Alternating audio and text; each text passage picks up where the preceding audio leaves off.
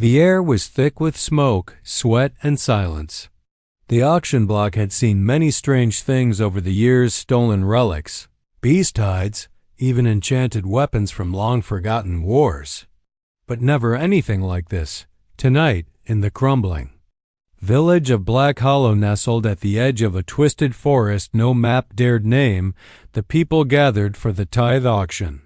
Held once every 10 years, it was less a market and more a ritual where the cursed, the dangerous, or the simply unwanted were put on display, paraded like trophies before the crowd.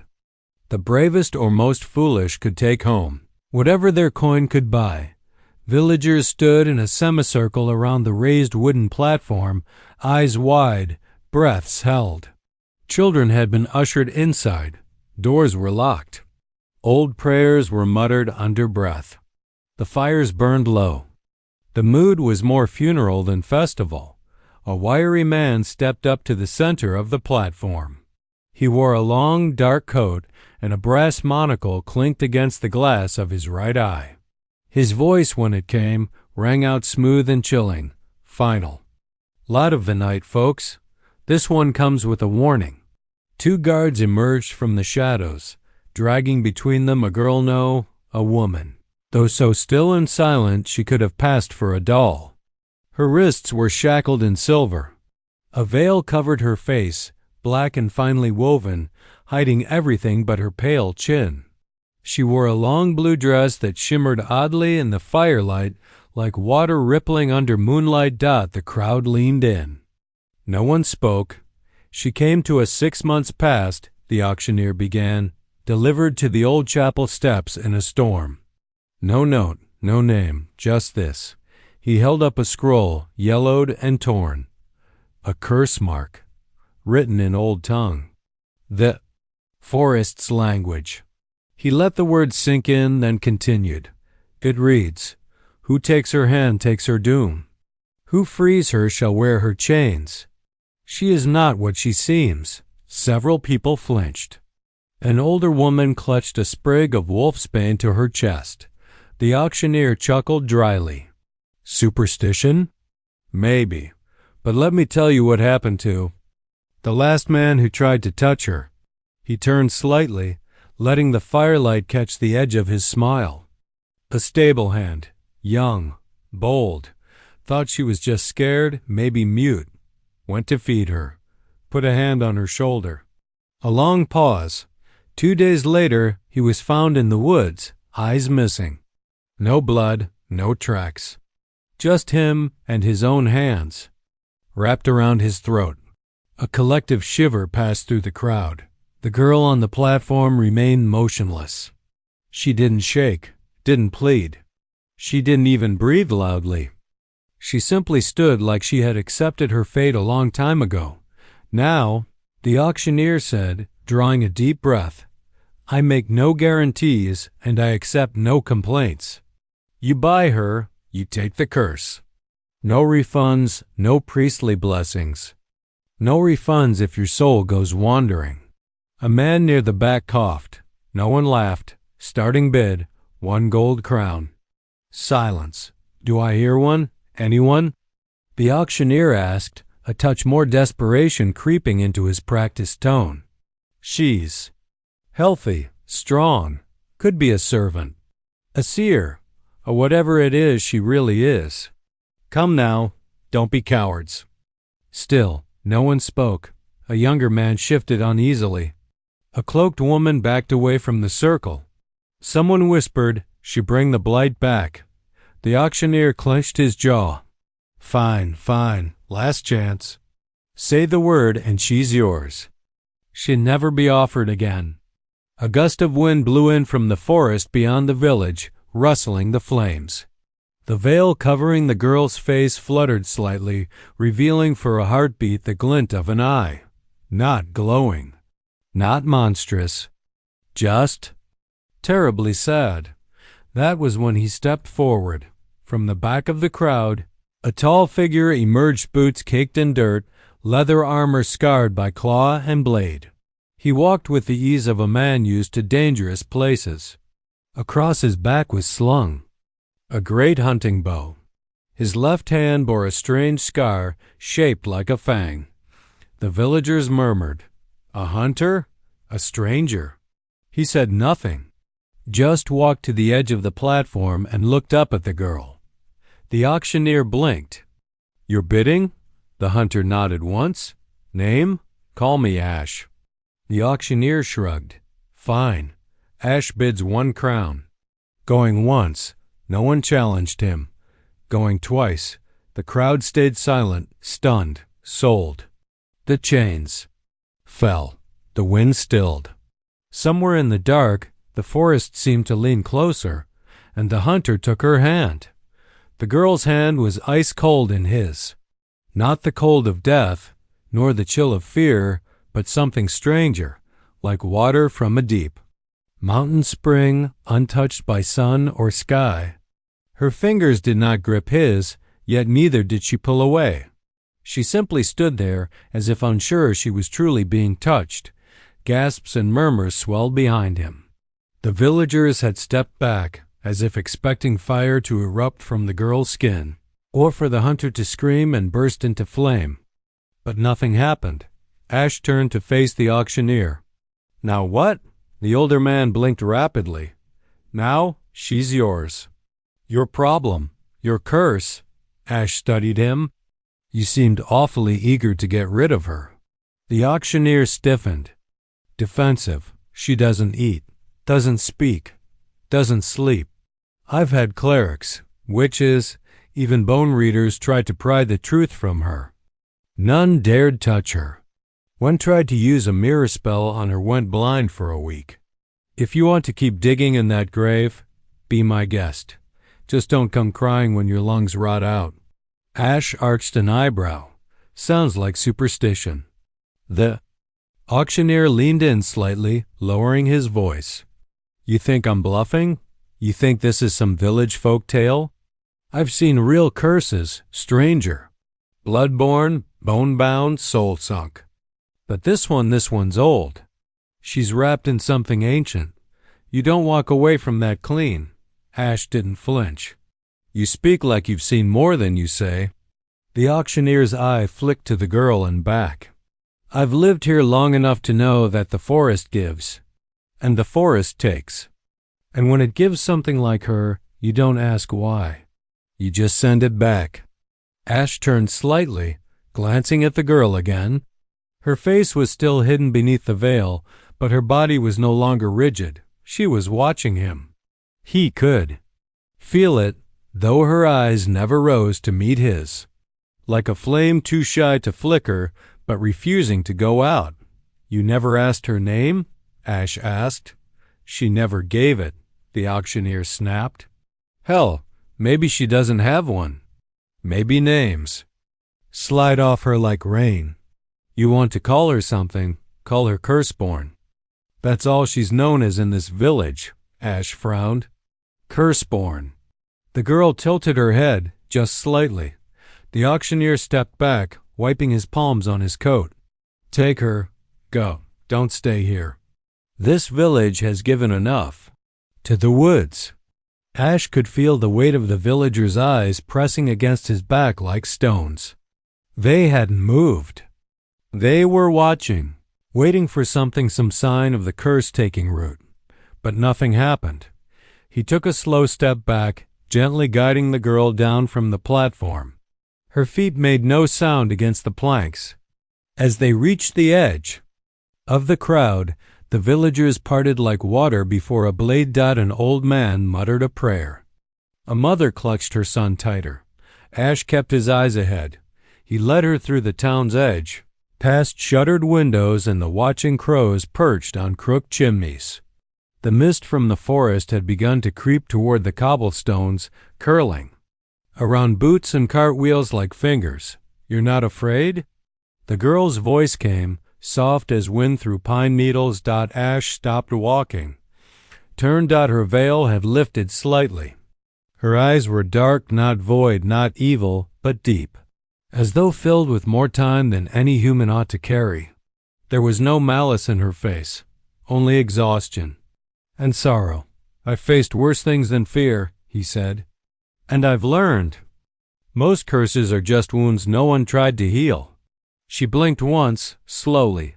He tilted his head. Do you have a name? There was a long pause.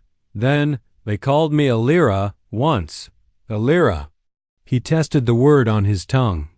It felt soft, fragile, real. The veil drifted back down. Why did you take my hand? She asked. He hesitated. Because you needed someone to. You don't know what I am. Not yet, he said. But I will. Another gust of wind swept through the street.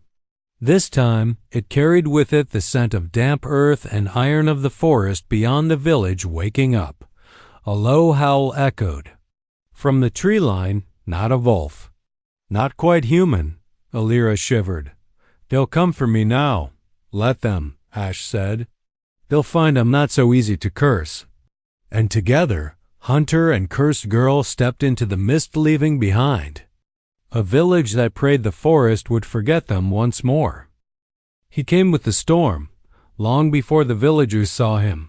They heard the thunder of hooves, one horse, alone, galloping down the broken mountain path like it had escaped the jaws of something dark. The wind howled behind it, carrying with it the sharp bite of pine, wet earth, and the distant whisper of the cursed woods that lay beyond the Ridgelines. At the edge of Black Hollow. Old Widow Sarn peered out her warped window and saw a dark figure dismounting, tall, broad-shouldered, clad in worn leathers, a great bow slung across his back, and a silver-bladed knife at his hip. His hood was soaked, but his stride was steady, purposeful. The hunter had come. The villagers were used to travelers, traders, smugglers. Some stayed for a night. Others didn't even make it that far. Black Hollow was a place people passed through. Not a place they chose, but this one wasn't passing through. He checked into the crooked old inn just after dusk, paid with a silver coin marked by a king no one had seen in over a generation. The innkeeper, wary but not foolish, handed him the key to room 5 and said nothing. Hunters had a way about them, too quiet, too sharp, like blades pretending to be men. It was best not to ask questions, especially when they arrived during the week of the tithe auction. That night, the hunter sat alone in the common room, nursing a cup of blackroot tea. He listened, not just with his ears, but with the intuition of a man who'd learned to read danger the way others read weather. He heard it in the silences, in the way people stopped talking when the word curseborn came up, in the way no one used her name if they even knew it. He heard it in the spaces between words. Auction, veil, forestborn. Don't look at her too long. Don't speak her name out loud. And over again. Don't take her hand. He waited until the fire had died down and the other patrons had gone to bed. Then he rose, slung his bow back over his shoulder, and stepped into the night. The moon was a sickle in the sky, half hidden behind a veil of clouds. The forest loomed beyond the village walls, black and whispering. But it wasn't the forest that had drawn him here, not this time. It was her. He'd heard the tale 3 villages back. A girl with a veil and chained hands, standing silent on a wooden platform, sold like a weapon too dangerous to keep. The auctioneer claimed she was cursed, but no one knew by whom or why. Only that those who came too close never stayed. Sane for long. Ash had heard stories like that before. He'd followed monsters through the fog, tracked witches across frozen rivers, stared down spirits older than cities. But something about this story felt different. Less like a warning and more like a challenge. Like a story that had teeth hidden beneath the words he had come to see for himself.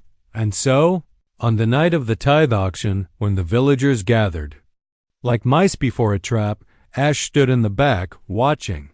Silent, measuring. He saw the girl Alira when they brought her out.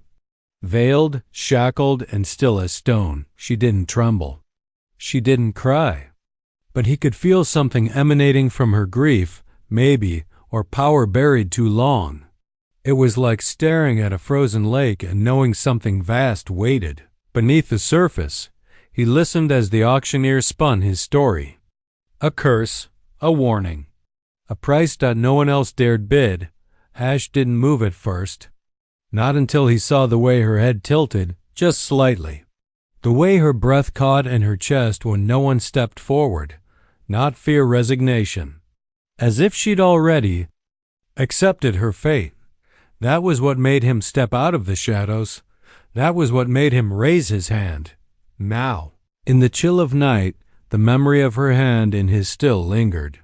He sat by the dying fire in room 5, Alira curled silently in the corner, her veil still hiding her face. He studied her as he cleaned his bowstring. "I saw you flinch when they said you were a curse," he said quietly. Alira didn't answer. "You're not," he added. Still, she said nothing.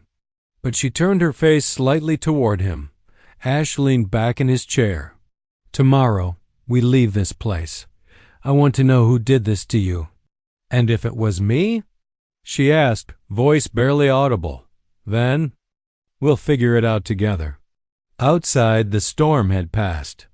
But in the forest beyond Black Hollow, something had stirred. Something that remembered the girl with the veil, and the man foolish enough to take her hand by morning.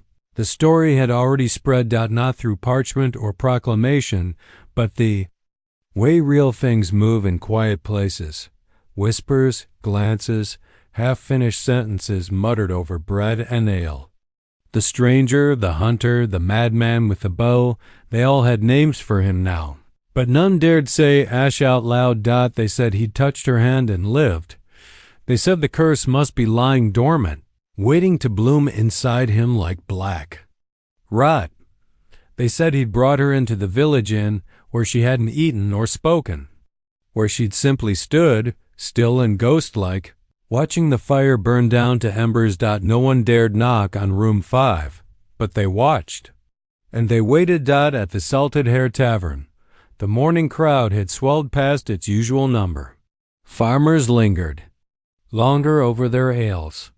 Traders took longer routes just to pass the place, all of them pretending to talk about harvests or hoof rot or the rising price of lamp oil, but their ears were turned inward, and their eyes kept glancing toward the back table, where 2 men sat playing bones over spilled beer and stale bread.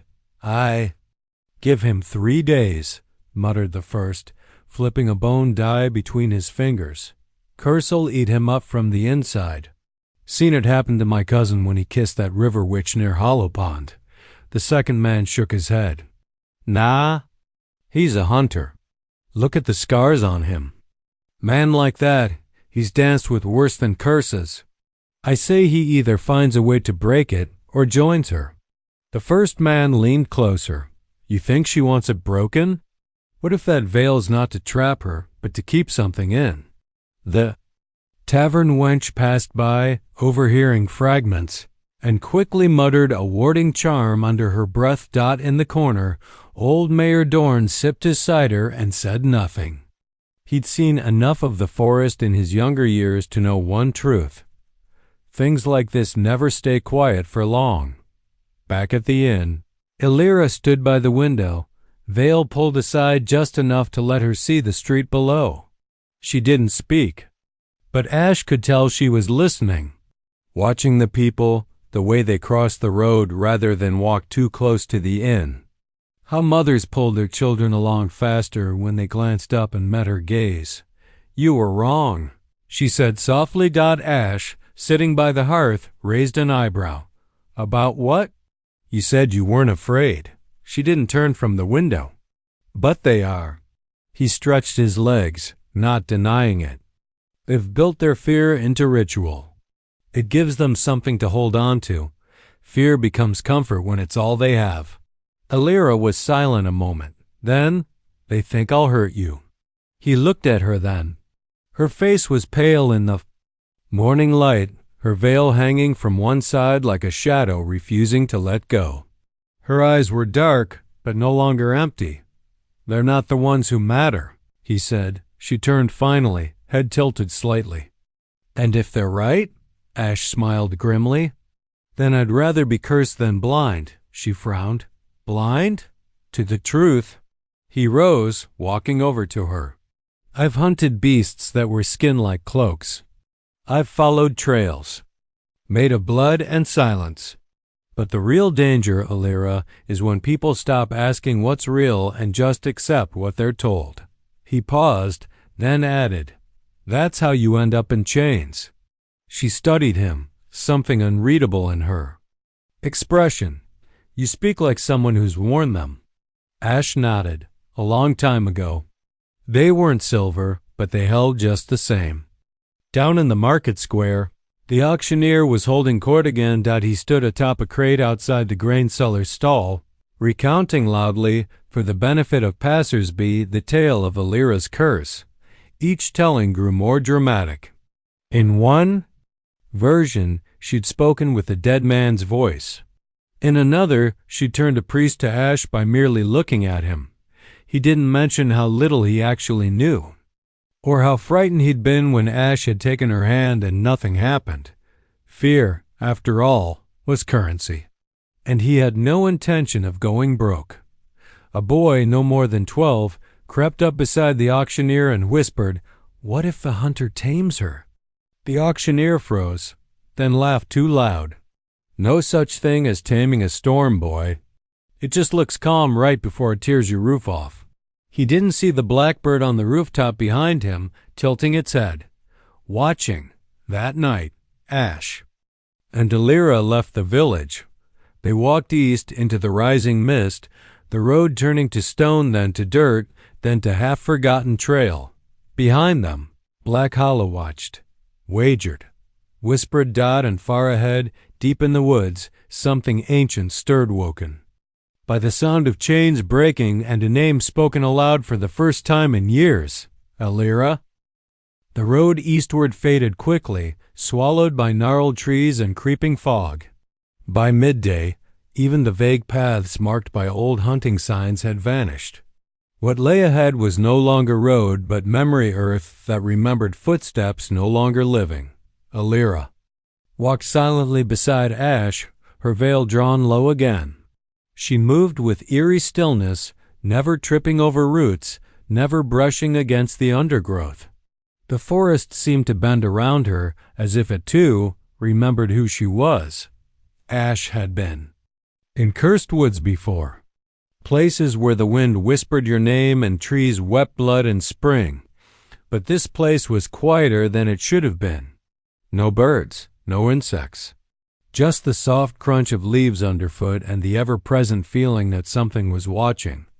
When they paused at a small clearing for water, Ash crouched near a stream trickling through mossy stones. It ran red, not blood. He confirmed after checking, just heavy with iron. The trees above leaned toward the water like gossiping old men. Creaking with every breath of wind. Elira stood at the clearing's edge, unmoving. "You don't drink?" Ash asked, filling his canteen. "I don't need to," she said. He looked up. "How long's it been since you ate?" She didn't answer. Ash stood, brushing off his hands. "If you're not alive, you hide it well. I'm not dead." "Good. Dead people don't talk back." A faint smile touched her lips, barely visible beneath the veil. They made camp just before dusk, setting up beneath an ancient tree with bark that looked like scar tissue. Ash built a modest fire, small, smokeless, warm enough to keep the cold at bay. Alira sat across from him, not near the flame, but close enough to watch its dance. Ash unslung his pack and pulled out a thin, rune-marked dagger. Its hilt bore a crescent moon, and its blade had a faint blue shimmer. "This belonged to a seer I traveled with for a time," he said. "Said it hums when near cursed places." He laid the dagger flat on a stone. It did not hum. Alira tilted her head. "Disappointed?" "No, curious." He met her eyes. "Are you cursed, Alira? Or are you something else entirely?" She didn't respond. So he tried a different question. "When did they first put their chains on you?" 4 years ago, she said softly. But the curse came long before that. Who cursed you? I don't remember. You're lying. She didn't argue. Ash leaned back, resting on one elbow. You want me to know you, to help you, but you speak in riddles. If I speak plainly, she said, you'll run. Try me. She hesitated, then slowly raised her hand and removed her veil. Ash didn't flinch. Her face was striking, but not in the way Tailies painted cursed maidens. No fangs, no glowing eyes, no blood. Just a girl, young, yes, but ancient behind the eyes.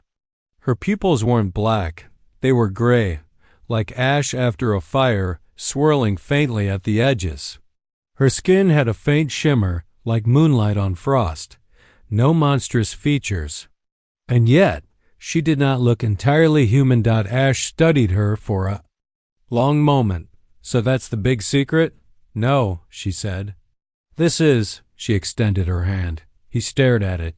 The same hand he'd taken on the auction block. Cold, soft, and deceptively delicate. Then, before he could respond, she pressed it to his chest. He felt it instantly. A weight, a presence.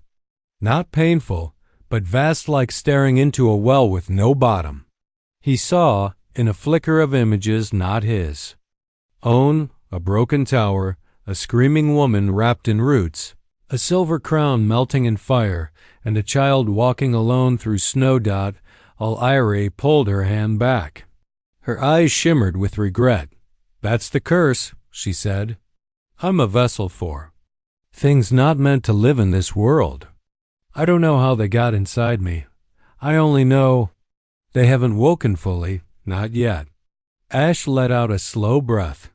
Anyone who keeps me too close starts to hear them, see them, lose pieces of themselves. And yet you still reached out, he said. I wanted you to see it before you decided. Ash rubbed his chest, grounding himself in the feel of leather and heartbeat. You're not a curse, he said quietly. You saw what's inside me. Yes, and I've seen worse in men without a drop of magic. Elira looked away. You shouldn't stay. Too late. She smiled again, sad and small. Then you'll hear them tonight. Ash stoked the fire. Let them whisper. I've got worse things in my dreams. That night they slept beneath the wounded tree, and in the fire's final glow, something moved in the shadows, slow, cautious, listening. The curse was watching. Morning came reluctantly. The forest did not brighten, it merely shifted. The mist clung heavier to the earth, and what little sun reached the ground felt dull, as though filtered through old glass. The silence remained unnatural. Even the wind seemed to avoid the path Ash and Elira walked. But they walked anyway. Ash kept to Elira's side, half a pace behind. He let her lead, not because she had asked, but because she seemed to know where to go without ever saying it. She didn't check the trees for landmarks or look to the sun for direction. Her path was intuitive, like the woods themselves whispered. The way into her ear. Where are we headed? Ash finally asked, breaking the long silence. She didn't answer right away. Then, quietly, home. You remember it? In pieces. Not enough to picture, just enough to ache. Ash nodded. That kind of remembering he understood. Grief had a way of clinging to fragments, not wholes. Is it in the forest? Elira's voice went distant. Beneath it. Ash frowned. A buried village? A buried truth. She didn't explain further, and he didn't push. He had learned that people with broken memories offer them in moments, not explanations. Demanding answers was like demanding a wound to close faster. Hiked on in silence. By midday, the forest began to change. The trees grew older, thicker. Their roots coiled like sleeping beasts, some taller than Ash's waist. The air turned colder, though the season hadn't shifted. The underbrush grew thin, not for lack of light, but as though the forest had stopped bothering to grow. As if something, deeper, older, told it, this place is not for you. Ash knelt beside a patch of brittle ferns, brushing his fingers over the soil. "Nothing thrives here," he murmured. "Not even decay." Illyra stood still, her eyes fixed on a stone just ahead. At first glance, it was nothing, just a mossy slab caught between two roots. But as Ash approached, he saw the carvings. Symbols. Crude, ancient, worn nearly flat by time. Elvish? He asked. Illyra shook her head. Older, for script. Ash traced one of the symbols. "What does it say?" She didn't speak it aloud. Instead, she whispered it into her palm and pressed her hand to the stone. The wind shifted. A faint echo passed through the trees, like a voice from very far away murmuring in a language neither of them could quite understand. Ash tensed hand, drifting to his dagger. Illyra's veil fluttered even without wind. Her eyes were unfocused. "It remembers me," she said softly. "What is it?" "An entrance," she whispered. "Or a grave." Ash straightened. "To what?" Illyra stepped back from the stone, looking shaken for the first time in days. "To what I was meant to guard." They made camp earlier that night. Ash gathered wood while Illyra sat beside the stone, silent, her hands resting in her lap. He returned with enough branches to last until dawn, carefully building a fire that cast long, warping shadows against the moss. "You were a guardian," he said. Once they'd eaten what little food Ash could find. "I was born to be," Illyra answered. "But something went wrong. I was taken before I was ready, before the rites were finished." "Taken by who?" "Not who," she said, and her voice trembled. "What?" Ash frowned. "The forest?" "No. What sleeps beneath it. It wants out." He didn't ask the obvious question then. Why are we heading there? Because he already knew the answer. Because something had to stop it. And because Illyra, whether cursed or chosen, had been made a key to a door no one wanted opened. "The visions I saw when you touched me," Ash said. "They were pieces of it?" "Fragments," she nodded. "My body carries the memories of the seal. The magic, the pain. But my mind, it's been fractured." Ash exhaled slowly. "So we're walking toward the thing that broke you." She looked at him then directly. "And maybe, if we find it, I can put the pieces back together." Ash stirred the fire, watching sparks rise like dying stars. "You're not alone anymore." "I was never meant to be alone," she said. "There were supposed to be two of us. The vessel and the warden." Ash turned to her, eyes narrowing. "The warden?" She nodded. "Someone to carry the burden with me. Someone to keep me human." The fire crackled. "Did they find one?" "For you?" he asked. Illyra stared into the flames. "No, he never came." Ash didn't speak. He only watched her face, illuminated by the glow of a fire that refused to die, and wondered how much of her pain had come from the curse, and how much from the loneliness it forced upon her. The forest groaned around them, ancient trees whispering secrets in a language older than time. And far below their feet, something heard her voice. The further they traveled, the less the world obeyed its own rules. The trees no longer grew in any natural formation. Some spiraled upward like smoke frozen mid-rise. Others bent downward, digging into the earth like inverted pillars. The sun had vanished behind thick cloud for days now, if it was still tracking overhead at all. Time in the forest no longer moved forward. It drifted. Ash noticed it first in his own body. He wasn't tired, exactly, but numb. Hunger came and went like a distant memory. The ache in his legs from constant walking dulled to nothing. His senses weren't fading, they were stretching thin, as though something was pulling at the edges of his mind. Illyra noticed too. "This part of the forest is close to the veil," she said. "The veil?" Ash asked. "The skin between now and then, between what is and what still echoes." He narrowed his eyes. We're walking through memories, she nodded. Old ones, deep ones. They cling to the land like scars. That night, they didn't. Make camp. The forest itself seemed to offer a space, a perfectly circular clearing, unblemished by roots or stone, ringed by white bark trees that bled silver sap. In the center, a single black stone sat half buried in the earth, carved with ancient script Ash didn't recognize. Elira avoided it entirely. I know this place, she murmured. Ash crouched by the stone, brushing away the moss. What happened? Here? Elira closed her eyes. The binding. When she spoke again, her voice wasn't fully her own softer, older. There were 13 of us once. Chosen not by blood, but by the forest. Each given a task. One to seal, one to sing, one to see. I was the vessel. I would carry the burden, not to destroy it, but to keep it asleep. Ash listened in stillness. They feared what would happen. If it ever woke, the hunger, the twisting, the way it breaks meaning. She shuddered. The curse wasn't the thing itself. The curse is what was left behind when the others failed. Ash stood, stepping away from the stone. What happened to the others? I don't know, she whispered. One by one they vanished. Their magic unraveled. Their memories gone, until I was the last. Ash clenched his jaw. And that's when they found you. Chained you?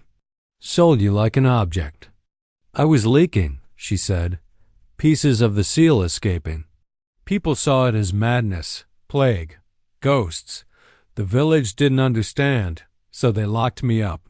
But you remember this place, Ash said. I remember pain here. And singing. And fire. That night, the dreams came. Ash didn't remember falling asleep, but he found himself in a place not entirely unlike the clearing, only older. Worn smooth by time. Moonlight poured down through trees no longer standing. 13 figures stood in a circle, chanting in a tongue that bled light with every syllable in the center. Elira knelt, younger, afraid, the magic wrapped around her, like chains made of gold thread and ash weaving into her skin. Her eyes glowed with too many stars. And then, screaming, a voice tore through the ritual. Not hers, not human. Something beneath words. The other 13 figures flinched, stumbled, faded one by one, like dust scattering in wind. Elira reached. For someone just outside the circle. A boy? A hand. Ash? He woke with a gasp. The fire had gone cold. Elira was already awake, staring at him from the edge of the clearing. You saw it, didn't you? She asked. Ash nodded, slowly. I think I was there. Her eyes widened. You were. What does it mean? Elira stood, stepping toward him. Maybe you weren't just drawn to me by curiosity. Maybe. You were meant to find me. Maybe you're the warden. Ash shook his head. That would have meant I was chosen, years ago. Who says time still works the way we think? It does? She whispered. The black stone behind them pulsed faintly. As if hearing its own name for the first time in centuries, Ash touched the scar on his left palm, the one shaped like a fang. The one he'd gotten in a forest not unlike this one, chasing a creature that had vanished without trace. He had never remembered where the wound truly came from, until now. The next morning the forest finally gave them a path. A narrow one, carved between two massive trees twisted into an arch. Beneath it, the mist was thicker.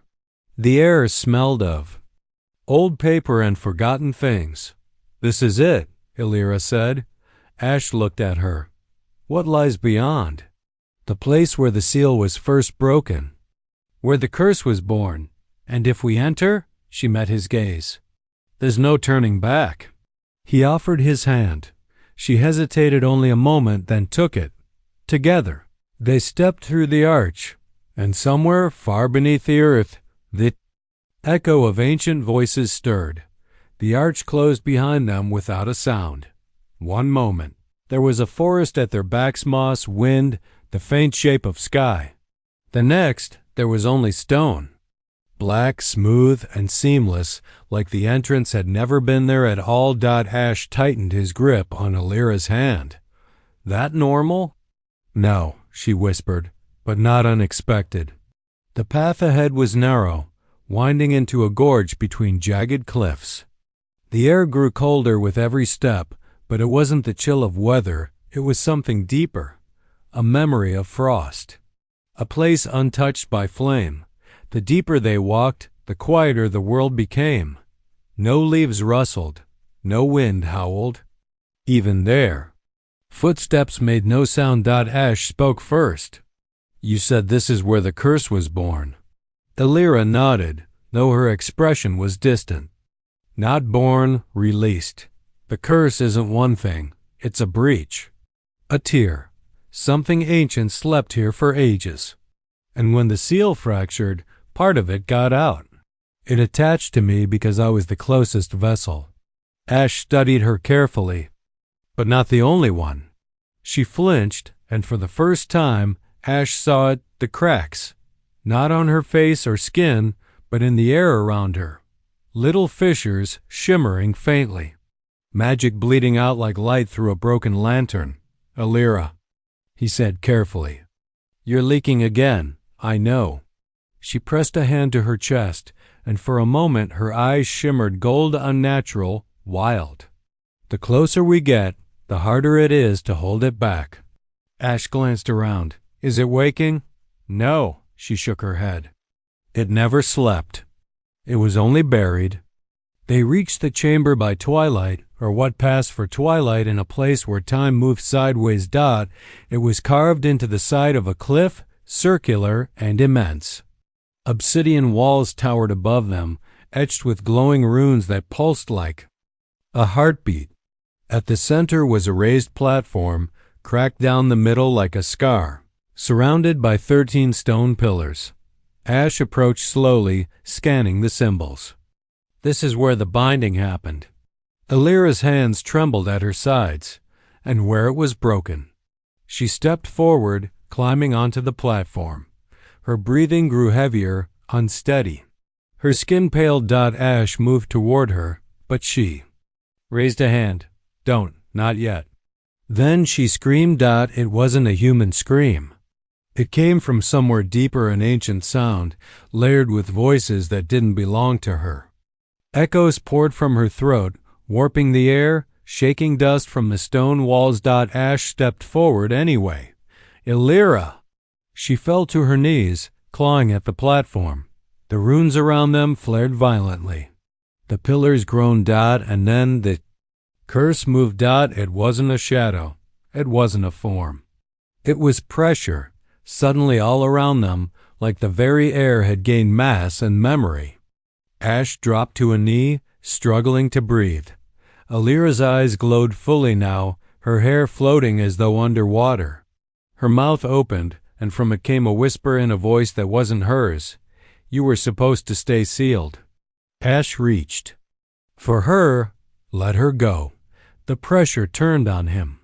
For a moment, he saw visions blistering fast and searing. A city swallowed by vines, a boy with a crown of ash, 13 thrones, all empty. A silver mirror cracking down the middle. His own face holder, worn, whispering, You're not ready. He grabbed her hand. The vision shattered. Alira gasped, and the light in her eyes dimmed. Ash, I'm here, he said. We're doing this together. I can't. Hold it. Not here. Not this close. You don't have to hold it, Ash said, placing his hand over hers. Let it pass through you. Tears streamed down her face, glowing as they fell. It'll destroy me? Then let me carry part of it. She looked up, eyes wide. You'll be marked, forever. I already am. He showed her his palm. The scar there shimmered faintly, no longer just a wound but a sigil. The shape of a warden's mark, recognition flared in her gaze. You were meant for this, she whispered. Ash nodded. And together they knelt on the cracked stone. Alira placed her hand on the center of the platform. Ash placed his hand atop hers, and the seal opened. There was no explosion, no shock wave, just a sound like a sigh that had waited centuries to escape. From the stone came a ribbon of light, twisting and writhing like a serpent. It coiled around them both, not striking but testing, pressing into their thoughts, their fears, their pain. Ash gritted his teeth. He saw everything he'd buried rise again, his failures, his loneliness, the lives he hadn't saved, but he did not let go. Lyra, trembling, let out a cry, but it was not of fear. It was release. The curse moved through her, through him, and then into the scar on his hand, vanishing like smoke into an open sky. The chamber went still. The runes dimmed. The pressure lifted. Ash and Alira collapsed side by side. For a long moment, neither moved. Then Alira whispered, "It's still out there. The heart of it, sleeping. Deeper." Ash turned his head toward her. "Then we keep going." She reached for his hand. This time it was warm. The passage downward was carved from the bones of the earth. Gone were the trees and twisted roots of the forest above. Gone was the lingering light of stars or moon or fire. Now there was only stone black, glistening, wet with something that wasn't quite water, and silence so deep it pressed against their eardrums like pressure onto the sea. Ash and Alira descended in silence. Their hands stayed linked. After what they had just survived, neither could afford to let go, not physically, not emotionally. The seal had been reactivated, but the curse had only retreated, not ended. Something still waited below. The source. The heart. And as they walked, it began to speak, not in words, but in memory. Ash staggered first. Visions sharper now flashed across his mind like glass shards. A battlefield covered in vines. Warriors turned to roots mid-scream. Alira's face in a mirror, cracked and unfamiliar. Himself, standing alone, sword drawn, facing a version of Alira wreathed in darkness. He blinked hard and shook it off, but the feeling lingered like oil on his skin. "You saw something," Alira said gently. "I saw you," he replied, "but not you. Another version, twisted." She nodded, unsurprised. "This place reflects your fear. The deeper we go, the louder it gets. It feeds on choices." Ash glanced at her. "Then we keep choosing each other." She smiled at that, small, wounded, hopeful. The stairway ended in a cavern unlike any they'd seen. It was massive, so wide it could have held a cathedral. Stone spires hung from the ceiling like teeth. In the center was a pool of liquid that glowed a soft, mournful blue. The water didn't ripple. It pulsed like a heartbeat. Above it floated the heart of the curse, not a monster, not a demon, not a being, a presence. It had no shape, but the air around it warped, color bled, sound cracked, time twisted. A shadow of intent, thought made raw. It shimmered in and out of form, sometimes a flame, sometimes a face, sometimes just a pulsing throb of grief. Alira stepped forward first, breath slow and controlled. "It's waiting," Ash followed. "For what?" "For me. To make the final choice." The presence turned toward her.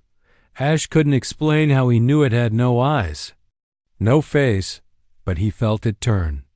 Like a moon turning to regard an insect.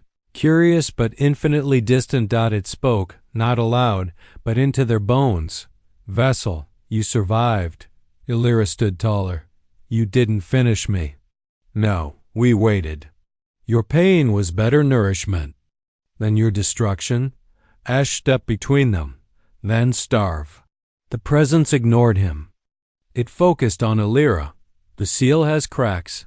The warden bleeds. Finish the binding, and you may live, but you must stay.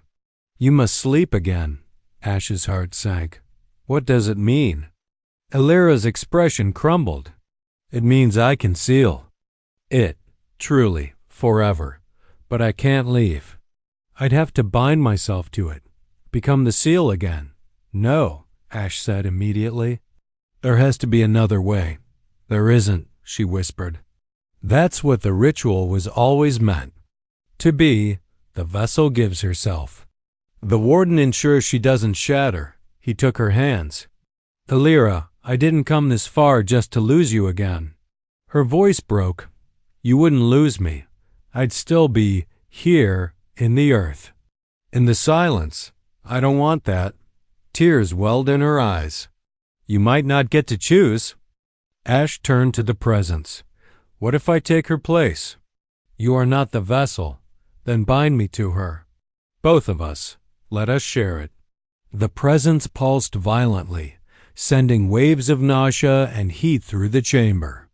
The pool boiled, then stilled. There is danger in duality. Balance may fracture, but it may also hold. Illyra looked at him, eyes wide. Ash, if we both anchor it, we may survive. We might not be whole, but we might live. Ash took her face in his hands. Then we choose it, together. The ritual was silent. They stood in the center of the chamber, hand in hand, surrounded by the presence. The runes carved into the stones glowed faintly, not from magic, but from memory. The place remembered this magic. It had been waiting for its completion for centuries. Ash felt himself unravel. His memories bled into the air. A boyhood hunt gone wrong, the grief of a lost brother, the first time he'd seen Illyra at the auction. Every moment, every pain, every love. Illyra gave her own, the loneliness of the seal, the confusion of a half-shattered mind, the ache of never knowing who she had once been. Their emotions wove together like threads of light and shadow, and the curse it relented. It folded inward and was gone. When the light faded, Ash collapsed, gasping. Illyra knelt beside him, her eyes wide but whole. Are you here? He asked, breathless. She smiled and touched his cheek. I am. The cavern was still now, peaceful. The pool had turned clear. The pressure was gone, but something remained. In both of them, Ash could feel it, the thrum of ancient power just beneath his skin. Not a curse, not a burden, a bond. I think we did it, she whispered. He squeezed her hand. Then let's find our way out.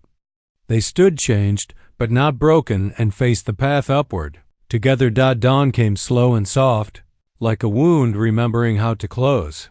They emerged from the forest just as the sun broke over the horizon, gold spreading across the canopy, bleeding warmth into the frost that clung to the trees. For the first time in days, birdsong returned. Not loud, not jubilant, just a single warble, hesitant, as if the world was checking whether it was safe to breathe again. Ash inhaled deeply, and for the first time since entering the cursed lands, he could feel the air fill his lungs without resistance. Behind him, Illyra stepped into the light, not the cursed girl, not the vessel. Just Lara. Whole. Change. Free. She squinted upward, shielding her eyes against the sunlight. Her skin was no longer pale from the curse, but flushed faintly with color. Her hair moved in the breeze, no longer heavy with magic, but light and wild. Yet something in her eyes remained eternal, like moonlight had taken root behind her irises. Ash glanced at her. You're glowing, she frowned. Literally? He chuckled. No, not quite. They walked in silence for a while, letting the forest fall behind them. The path had changed.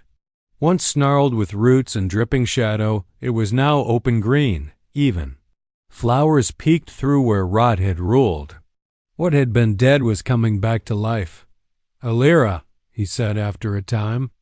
Do you remember everything? She nodded. I do. The chamber. The curse. The seal. She turned to him, a question buried beneath her calm.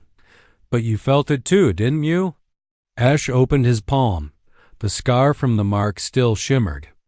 faintly, but it no longer pulsed or burned. It was quiet now, like a flame that had learned to flicker instead of consume. "I feel you," he said simply. She looked down, touched her own chest. "So do I. It's like we share a thread." "A tether," Ash agreed. "But not a chain. You're free." "We both are." She hesitated. "Then why do I still hear it?" Ash turned to her sharply. "The curse?" "No," she whispered.